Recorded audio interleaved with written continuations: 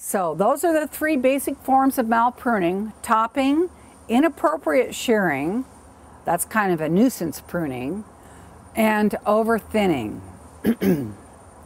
What does work is pruning according to the plant's habit. And I divided shrubs and trees into three basic categories. That would be the mounding habit shrubs, the cane growers, and the trees and the tree-like shrubs.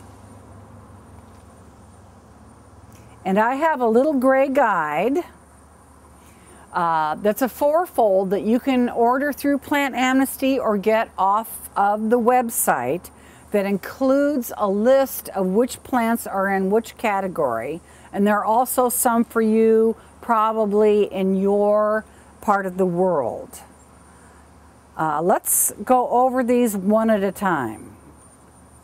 Remember we talked about the non-selective heading cut. That's when you just whack something back and it explodes into water sprouts, or sometimes it just dies back. And then we talked about the thinning or the removal cut here on the bottom. That's when you take off a side branch back to the parent stem. There's a third kind of a cut, which is the right way to shorten a branch, and that's called a selective heading or a reduction cut. And here you follow the longest branch that's sticking out over the walkway or up over the window or outside the outline of your shrub that's bugging you, and you follow it down inside the plant, probably using your hand pruners, and cut it off back where it meets up with the parent stem. You always want to cut to a fork, whether it's selective heading or thinning. And what's the difference between the two? Because you know that they both are better for the health of the plant, and they both do not create water sprouts if you're doing them the right way. But one is harder on the health of the plant. Anytime you shorten something, say with the reduction cut, you're putting a stress on the plant. And some plants accept that, and others respond with rot or water sprouts. The bigger the cut, the harder it is on the health of the plant. We most often use selective heading or the reduction cut on mounding habit shrubs. Here it is again. You're following the part. People see this as a tree, but it's really a shrub. It's actually a deciduous azalea.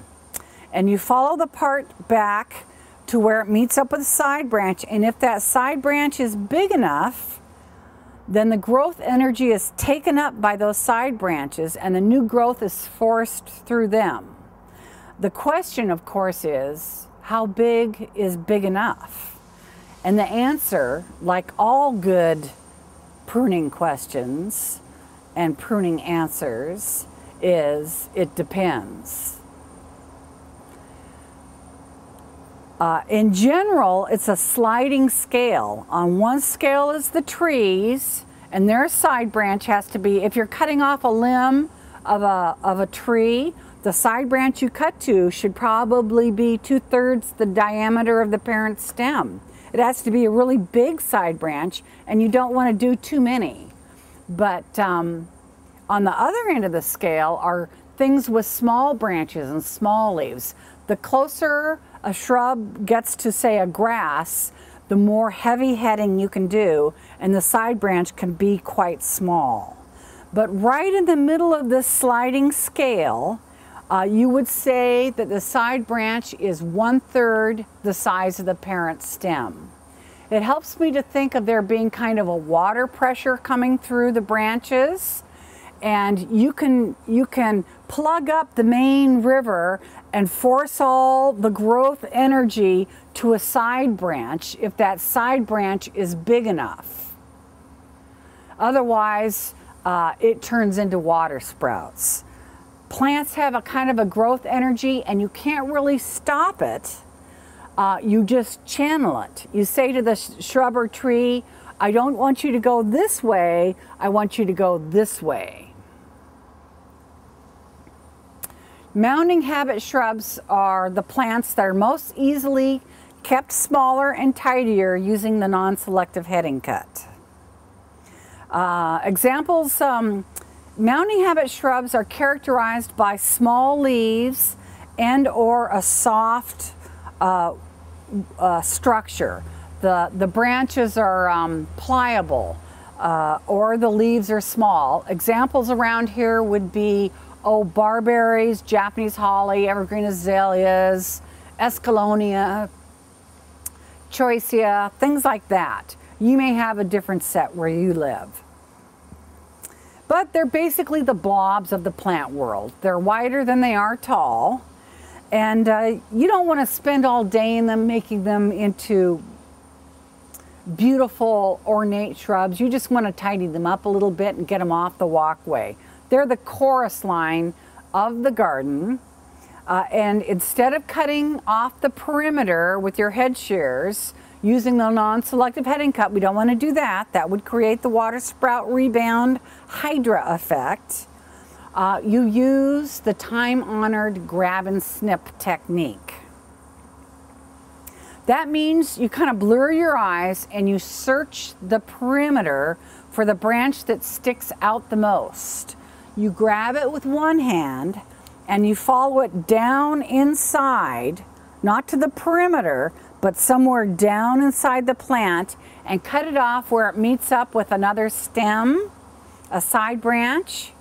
Or sometimes you don't look that closely. If it's something like a spirea, there's no side branch to cut to. So you just kind of reach down and clip to no place in particular and toss that stem out to the lawn. And then you look for the next worst one that sticks out and bugs you the most. And you grab it and you cut it off. And then you look for the next worst one, which might be over here. And you grab it and you cut it off. And you sort of cruise the entire area. And you can take a shrub that's this big and turn it into a shrub that's this big, but it looks natural. And it has light that reaches the interior. And it doesn't matter when you prune, you'll still have plenty of blooms. The flowers tend to be on the outside branches, and pruning only affects those flowering when you cut off all the tips, which you shouldn't be doing anyway. When you're selective pruning, which is what I'm teaching you here, you don't cut off the tips, you cut select branches, the ones that stick out the most. So say maybe this one, and then what's left still has the flower buds on it. I know a lot of you have a lot of timing questions, and I just want you to memorize the following statement. If you're pruning selectively and in moderation, any time is the right time to prune, because you'll still have flower buds left. There's a couple of notable exceptions. One would be elms. You only want to prune elms in the winter because of Dutch elm disease. And there's also a series of plants called bleeders. And if you prune them in the early spring, the sap will flow at a very frightening rate. And I can count those on one hand. That would be like grapes, dogwoods, birches are pretty bad. Did I say maples? Walnuts, but it's mainly the grapes and the birches. The sap will come out at a frightening rate. It won't hurt the plant, but it'll scare you. Once the leaves come out, your shrub or tree will be fine. So here we are. We've reduced the size and tidied up our mounding habit shrub. You can reduce it about, say, a quarter the size it would be otherwise, and you can take off about a third of the foliage. That would be the pruning budget for the mounding habit shrubs.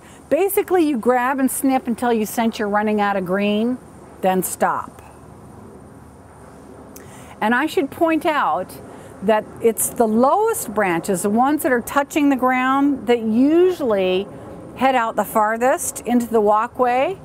When you're gardening, people want to prune from up above with head shears because it's dignified, And in reality, you're on your hands and knees with your head down on the bottom of a shrub and your butt in the air, worshiping the goddess Flora, because you want to spend a lot of time at the base of your plant.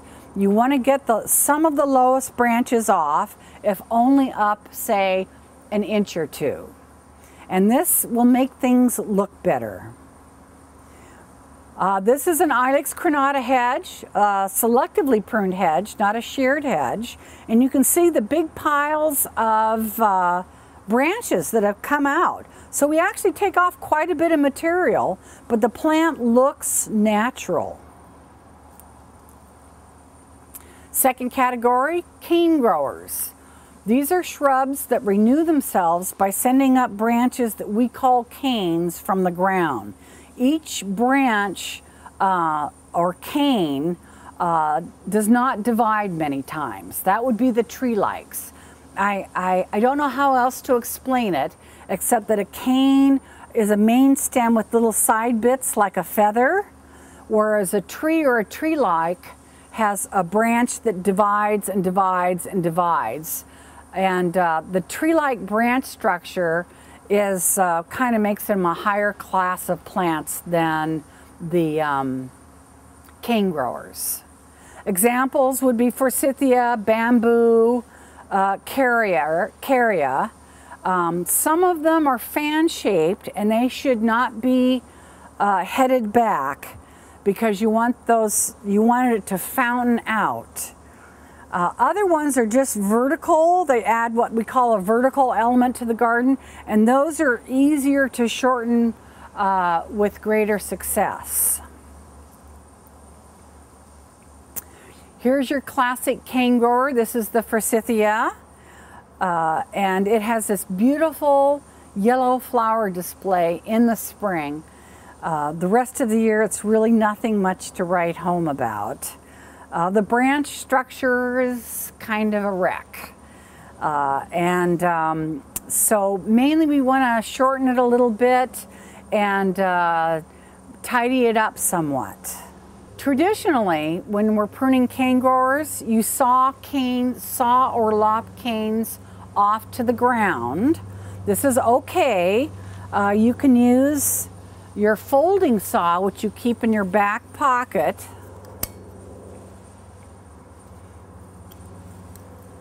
and fight your way in, and you can take out canes as big around as your wrist. What you want to do is take out a few of the biggest, oldest canes, and they're usually in the center of the shrub. You might even have to cut a couple of canes to get to it. And if you take out some of the biggest, oldest canes every year, you have shortened your shrub because they're the tallest ones. So if you take out, say, 1/8 of the canes every year, you let new ones grow up as replacements. They start out as suckers, straight and skinny, but as they grow up, they arch out, put on side branches, and turn into replacement canes. You're not just pruning to make things short, and in fact, if you look at most pruning books, they don't tell you how to make things short. They're always telling you how to prune for health and beauty, which is not what most people want. I know most of you are listening to this trying to figure out how to make your plants smaller again. Some of you may just want to make them look better. And I will tell you how to do that, but you should know that the size of your shrub is really strongly under genetic control. Just like a dog grows up to be a dog and a giraffe grows up to be a giraffe, the size of your shrub is deep within its genetic code, and it will not be much different whether you prune it or not. The harder you prune, the faster it grows. And so you want to find out what shrubs you have in your yard and then maybe hire somebody to identify them. You make a little overhead map with little circles that stand for all your shrubs and trees, and then you hire a gardener from the local nursery or the lady down the block who seems to know what all the plants are, and she lists them all, and then you look them up in a dictionary and find out what their natural shape and size is, and plan for that shape and size. But so you have a forsythia or some other cane grower in your yard and it's bugging you. You do fearlessly take out canes to the ground, or sometimes to an inch or two above the ground. You're looking for a few of the biggest, oldest ones and some of the little puny ones. You're also looking for Mr. Wrong Way, and he starts on the outside of the shrub, and instead of heading out to the daylight, he crosses back through the middle, crossing 1, 2, 3, 4, 5 different branches. And then maybe it's got a kink and maybe it hits the house. You look for Mr. Wrong Way while you're crawling around inside your shrub, and when you find him, you remove him. You're also looking for crossing rubbing branches.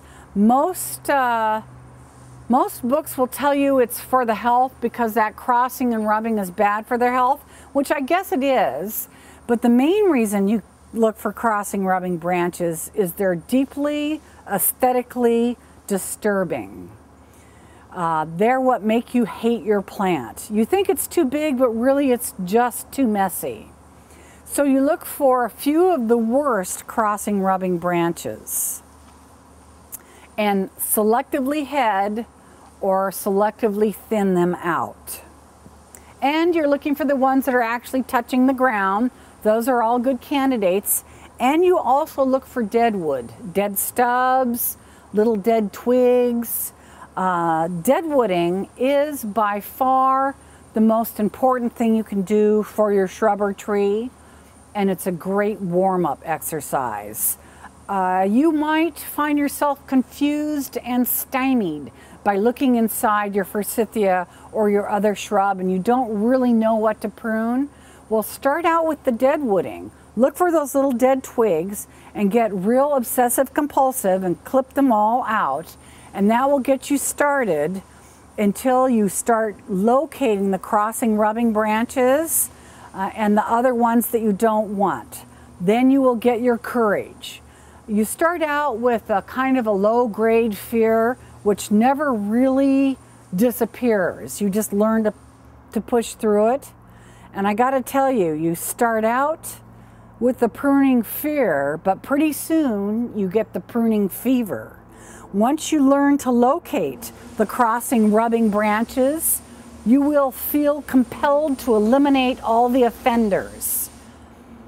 And you can't do that because you will have exceeded the pruning budget for your plant. You will have gutted it out and you'll have a million water sprouts or it will look goofy. So your job is just to pick a few of the worst ones and do them first. Get out and crawl around your shrub, looking at it from different angles, and ask yourself, is it time to quit? Should I quit while I'm ahead? With your cane growers, you generally can take off, say, 1/3 of the foliage and maybe reduce it 1/4 the size than it would be otherwise. Cane growers are the toughest of the plant world. There's nothing that you can do to them that we can't get them back because they renew themselves by sending up replacement canes. Some of your cane growers are not fan-shaped. They're straight up and down.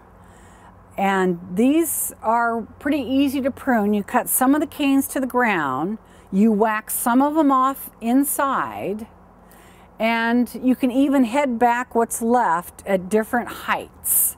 It's okay to make rather large, non-selective looking heading cuts. Examples would be hydrangea, Nandina, and Oregon grape. This is an Oregon grape. And when it gets up over the window and the lady inside starts to complain and she wants me to make it shorter, I don't get a pit in my stomach like I would if it was a rhododendron. Rhododendrons, hard to make small. Nandina's, Oregon grape, much easier. This is a leggy Nandina, which you may or may not have. This is a result of freeze damage. And people, it should be foliated from top to bottom. And how you do that is you cut one of the canes right to the ground or maybe an inch above. and it will resprout from there next growing season. And then you whack some of the canes off to a node, looks like a knuckle, down low. And you do that because you want to force a hydra. You want some bushiness down there. And these are really tough plants that take heavy heading. And then you leave the canes that look the best unpruned. So you can take the one that hits the house, the one that flops into the driveway, and you can generally thin out your Nandina or your bamboo or whatever you have so it looks more airy and delicate. I went to this lady's house once, and she had me do a bunch of pruning. And there was a headed forsythia. Somebody had tried to make it small, and it had hydras all over it. And she wanted me to make it small again, and I didn't want to because that doesn't work so good. And so I just ignored it and went inside when I was done, and she said, well, you didn't get the forsythia. Go out there and get that. And so I went outside, and instead of cutting it back, I just pruned it, which is to say I took branches off the ground, I took out a bunch of the hydras, I took away the branches that were headed into the shrub next to it, and just generally cleaned it out and made it look better. And when I went inside, she said, there, doesn't that look better? So you need to know that a lot of times it's not really the size that's bothering you, it's just the way it looks. And real pruning can solve a lot of problems. Some plants in all the categories can sometimes be cut to the ground or to a low framework. I call this radical renovation, and it works best on plants in the cane grower category. If you have a quince or a forsythia or some other cane grower that's been sheared for 15 years and now it's the size of a Volkswagen van and you can't get in there to cut a few of the canes to the ground, you can take a chainsaw and cut the whole thing to the ground and start it over from the beginning. But this is not a maintenance procedure. You don't do this every year. Maybe you do this once every 15 years to give it a second life. And it won't look good for a while. It'll take a while for it to grow back. And in fact, radical renovation is sort of the surgery of the plant world. You have to be prepared that it might die. So it's a last resort. You want to try real pruning first, but especially if your plant has been mal-pruned, you might want to do a rad renovation.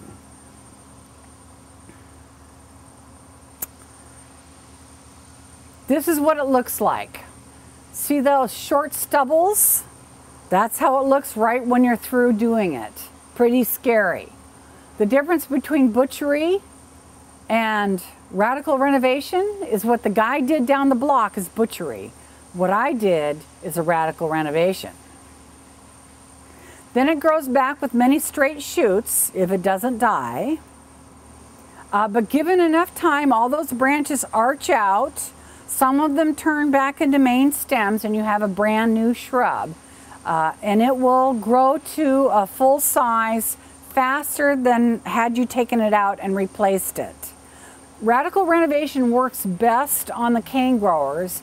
It can work on some of the others, but I don't have enough time to list them all. You might want to refer to any of the handouts that Plant Amnesty sells online, or get the book, or refer to some other pruning book that may tell you whether or not something takes hard pruning. Notice that this is not selective pruning in moderation. Therefore, timing is very important. You want to do this in the kindest season, which for most places in the country is in the spring, halfway between the freeze and the drought, because your plant's going to be in the plant hospital for a while. This is what it looks like in reality. Here it is. This is my younger sister radically renovating a Philadelphus. This is a forsythia that was cut to the ground last year. It was cut to about a foot off the ground, actually. And this is 1 year's worth of regrowth. See how big it got, how fast? It's already blooming. Notice that the branches are very straight and skinny. In the future, they will arch out and develop more grace. People are always wanting me to prune to make a branch curved, and actually only time makes a branch curved.